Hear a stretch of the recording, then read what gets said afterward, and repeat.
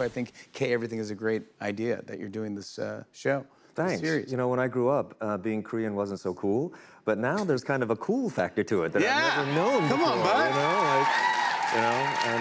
But now you say you're an Oscar-winning film. Congratulations. There you go, bud. That's right. That's right. You know, it's a big deal. You know, it's kind of a blink and you miss me role, but you know, it was really fun. Like, I love doing comedy. That's why I love what you do so much. And when they asked me to be a part of it, I was like, oh, well, this will be good because, you know, nice little film for kids, you know. We'll see what happens. Yeah, we'll see what happens with it. Did you have any idea it was going to be the phenomenon? No. I never have. When I grew up, being Korean wasn't so cool. That was Daniel Dae Kim, speaking publicly while promoting his series, K Everything. One sentence, quiet, almost casual. But it carried the weight of an entire generation that learned how to survive by becoming less visible. And now, suddenly, the same culture once mocked in school cafeterias is driving billion-dollar entertainment markets, dominating streaming charts, and reshaping global fashion, food, and music. It's like watching a country spend decades being treated like background noise, only to become the soundtrack everyone suddenly claims they always loved. Before we go deeper into what the cultural shift actually reveals, make sure you're subscribed to Case and Consequence, because we don't just cover the story, we follow the evidence. I love it. We had Audrey Nuna on the show, and she was talking about just Korean culture and H Mart, and we just got talking about that. And I was talking to her mom, and she's like, "Do you go to H Mart?" I go, "All the time. I don't cry there, but yeah, I go to H Mart." And I went. Literary, very literary. Thank you. Yes, I'm well read, audible. She gave me this gift basket of everything, all these Korean snacks and things, and I'm like, I just want to learn. The remarkable part isn't that Korean culture became popular. Popularity changes every year. The remarkable part is how quickly public memory rewrote itself. 20 years ago, Korean American actors were routinely told they were too specific for lead roles. Translation? Not marketable enough for mainstream audiences. Too foreign to center. Too unfamiliar to sell. Now, look at the numbers. I'm happy. Explain the show to everyone and this series and what you're doing with HBO Max. Yeah, well, we talked about K-pop Demon Hunters and, you know, the rise of BTS and K-pop. And, you know, so it was a great time, we thought, to focus on what makes Korea tick. What's special about that culture that leads to phenomena like K-pop and K-drama and K-beauty, you know, like a lot of Korean skincare products. Absolutely. And also K-food, you know. So, you know, nowadays, yeah, exactly. Everyone...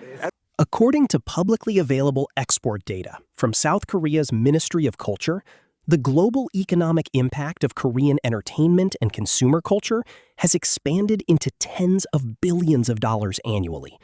K-pop became an export engine. Korean skincare became retail strategy. Korean food became lifestyle branding. Suddenly, kimchi wasn't weird. It was probiotic. The phrase changes. Everyone knows kimchi now, and you're a kimchi fan, I hear. I do. Yes, I love kimchi.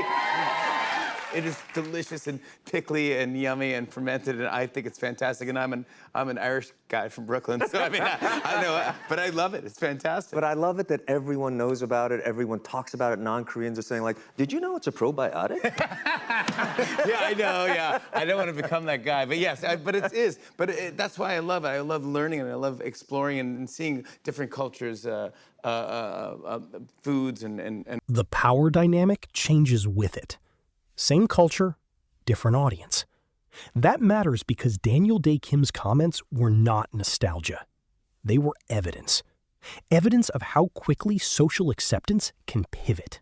And all that stuff. When we had Audrey Nuna on the show, who was just sang Golden, she was on the show and she was saying, when I was a kid, I used to get made fun of for my food because it smelled different than the other kids' lunches. And I was like, I don't know that because I didn't live like that. And I go, oh my gosh, I could just imagine.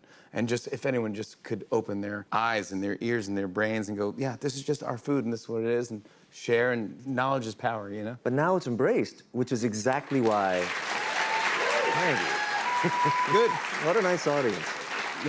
Yeah. No, but it's embraced, which makes it the perfect time to do a show like this, to Yeah. introduce Korea to people who don't know it. And if you do know a little Once profit enters the room, and the irony becomes impossible to ignore when you compare the old stereotypes against today's corporate marketing campaigns. to be a part of. Yeah, I mean, it's a phenom.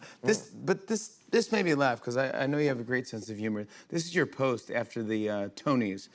You said, "I've always wondered what I would look like if I was ever nominated for an award and had a camera in my face the moment I found out I didn't win. Now I know." But I love that you posted that. That's good on you. You showed you got a good sense of humor. You go, yeah, it's all fun. You know, it's such an awkward position to be in. You know, like if you're hopeful that you're going to win, you've got a camera in your face, and you're just kind of like, you know, what am I going to look like? Because I've seen those, you know, actors who lose, and they're like, and they're like, you know. And, Yeah, of course. I didn't want to be that guy, so I No. was like, what am I going to focus on? You know, I'm just going to focus on the fact that Cola Scola was amazing that year. Yeah, that's right. I thought they were going to win. Everyone, the whole Yeah. category was great, but you were great. The same industries that once sidelined Asian performers now compete aggressively for Korean partnerships, Korean licensing deals, Korean audiences. And here's the uncomfortable question underneath all of it. If culture only becomes embraced after it becomes commercially valuable, was it ever truly embraced at all? That's the gap this story exposes. Not the music, not the television shows. The gap between celebration and acceptance. Because Kim wasn't describing a trend. He was describing a before and after photograph of American cultural behavior. Do people come up to you all the time and talk to you about Lost and what happened in the finale? Yeah, you know what's weird? Like, New York is amazing because you can just walk everywhere, especially in this gorgeous weather. And just the other day, I was walking down the street and someone came up to me and like, "Hey, man, I loved you on that show." Yeah. And I was like, "What show?" Lost. And, then they were like, Yeah. And I was like, We wow, 20 years ago, I got to Yes, ask. I mean, know? you got, yeah. And they were like, "So, did you like the finale?" Like, they're still asking me about it, you know? fun? One side shows invisibility. The other side shows monetization. Same culture, different audience. Even the structure of modern streaming reveals it. Platforms once hesitant to finance international language productions now openly prioritize them because the algorithms proved something executives missed for years. Audiences were already there. The demand existed long before the corporations acknowledged it. And that changes the meaning of success entirely. When Kim described strangers recognizing Korean food, Korean traditions, even Korean drinking customs as something In K everything. Take a look at this. Korea's drinking culture, I can honestly say, is unlike any other I've experienced on Earth. For starters, Who's the oldest? Who's the youngest? there are rules. I'm sure I'm the oldest. I'm the oldest, I'm sure. 1. Respect your elders. 보통은 제일 어린 사람이 나이 많은 사람한테 먼저 한 잔을 드린 거라서 familiar instead of foreign. It sounded lighthearted on the surface, but underneath was something else. Validation arriving decades late. Serious. All right. This is a soju bomb? Yeah, so Jimmy, you and I have never gone drinking in K-Town. So I thought I would bring K-Town to you. My man, come on, that's what I'm talking about. All right, so I'm taking off my jacket for this. All right, perfect, I love We're getting it. ready. Yes. So, you know, when you go out drinking in K-Town, one of the things that Koreans love to do is mix soju, which is this distilled alcohol right here. And that can be distilled from many different things. Wheat, grapes, rice, but it's lower in alcohol content than vodka. So it mixes really well with stuff like juices and beer. So a really popular drink is soju.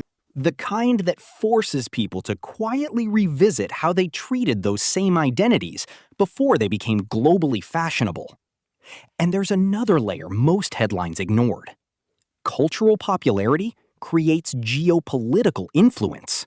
Now this is a whole elaborate thing that Koreans do when they make their soju. You know what I mean? Like it's a whole thing. You And have so- things here, yeah. Oh, Yeah, and the way you open all this stuff, it's all very. that was just already so- magic. That was already that. Wow. So what we do is we pour a little shot in. Okay. And Jimmy, I want you to do this with me, all right? Because it's a very communal thing. Thank goodness we're almost at the end of the show. Yeah, okay, perfect. And the start of the night. All right, so what do we got here? Okay, that's just a little foam. I'll pour a little bit. So the other thing is, you know, there are strict rules to how people drink in Korea. Like if we were out drinking, we would know each other. Soft power, national visibility, economic leverage. What begins as entertainment can eventually shape tourism, trade, consumer behavior, even diplomatic relationships. There's ages, and then the younger person would have to pour for the older person, just like I described in the clip. Also what's happening right now. Yeah, probably, I'm pouring for you. I'm pouring for you as a sign of respect because I'm a fan. So Come on, bud. Right back to you. So what we do Yeah. is we take these, and these are Korean chopsticks, and they're metal. They're good for non-single use. They get washed, so they're environmentally conscious. We put them just like this on top of the drink. Which raises a bigger question. When culture becomes this influential globally, who controls the narrative surrounding it 5 years from now? Because history shows something predictable.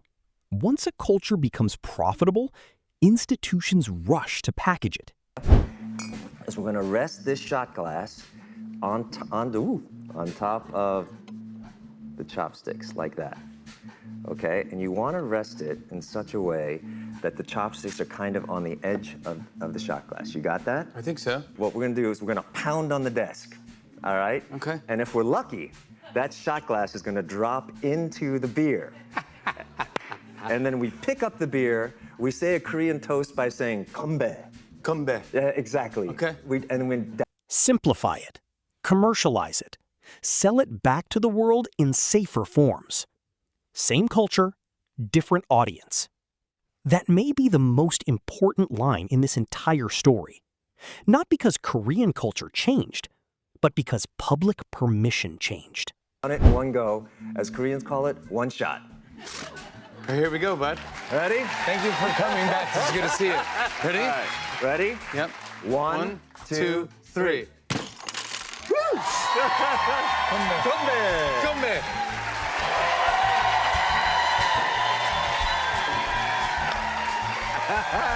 Daniel Dae. If you want to examine the shift yourself, look at South Korea's publicly available Ministry of Culture export reports, alongside early 2000s casting discussions archived in entertainment trade publications. Then ask yourself this: did society genuinely evolve, or did the market simply discover a new revenue stream? Like, share, subscribe, and turn on notifications for case and consequence, because the story is never just what happened, it's what the evidence reveals afterward.